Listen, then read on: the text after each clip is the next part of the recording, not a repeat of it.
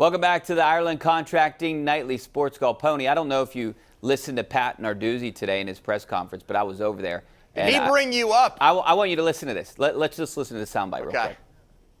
But I think anytime you get a block punt, you start to think, and what is Kirk worried about? Like, is Richie going to block for me? If Richie doesn't do his job, we got issues, and so you start thinking, and same thing. Everybody's got to do their job. Kirk's got to go out and worry about punting. I expect to see a Ray Guy type punt. So he's going to have a Ray Guy type punting performance because I'm blocking for him. I'm suiting up this week. I don't even get it. What was the point of that? What was he trying to say? I was sitting across from him, and he was saying someone's got to block for Kirk.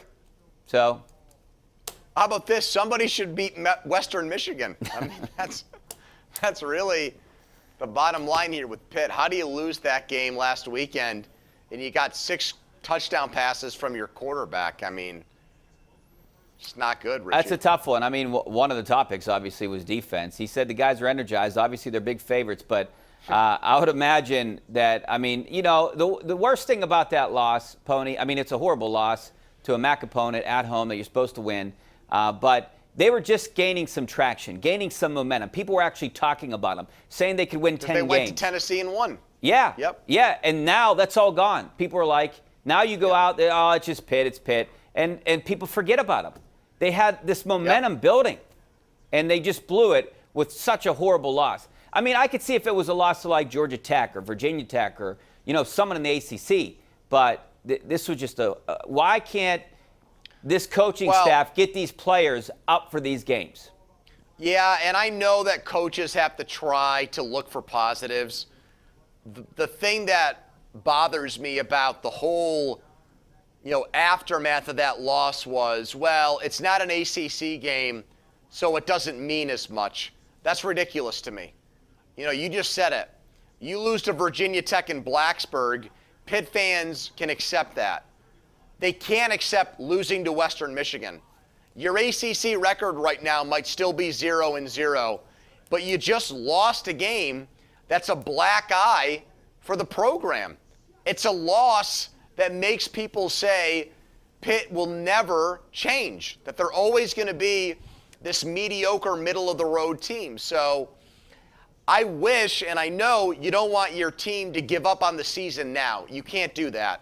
No. But Pat Narduzzi, I think, needed to find a happy medium where he said, look, our season's not over, but at the same time, this is a completely unacceptable loss that I'm having a hard time coping with right now because there's no excuse for it. Pony, if they go out and win the Coastal, that's the only way that maybe people will forget about this loss. They go out to win the Coastal and they get to the ACC championship game or something. Well, if they win the Coastal and get blown out by Clemson by 4 touchdowns, who cares? They've done that before. Yeah, but at least you get to the game. At least win the Coastal. They still have a shot to do that. That's not out of the question now. Let's go out to Robert. What's up, Robert? Hey, Rob. Robert. Yes. What's up? My question is, how much of an impact does a program like this have? I watch these often. I'm not a specialist at athletics, but how much of an impact does this have on the team, the players, the coaches, the owners? Do you feel that you have an impact with your criticism, whether it's positive or negative?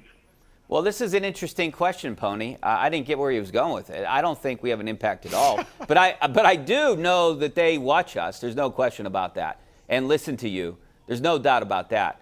But impact, I don't think we have any impact on what they're thinking. Oh, man. I'd love to flatter myself and think what I say dictates what they do, but I know that's not the case. If it were true, Jameis Winston would be getting ready to play against the Bengals on Sunday, and Leonard Fournette would be the Steelers' starting running back. Yeah, right, so obviously they're not listening to you. Let's go out to Jamie in the Hill District. How you doing, Jamie? I'm doing wonderful. I'm glad y'all brought up Watt, the fullback for the Steelers. But the one person that gets a pass is Kevin Colburn. Some of the players we've drafted high are no longer with the team. In the future, in the past, we would always get diamonds in the rough, 5th, 6th round picks. Now we're giving them away for other teams' trash, and that's all because the Steelers are in win now mode because of Ben Roethlisberger. They have to start over now. You know, I mean, you make a good point, Jamie, and that's what we were talking about last year. I wanted them to start over this year. I wanted this to be the year that they started over.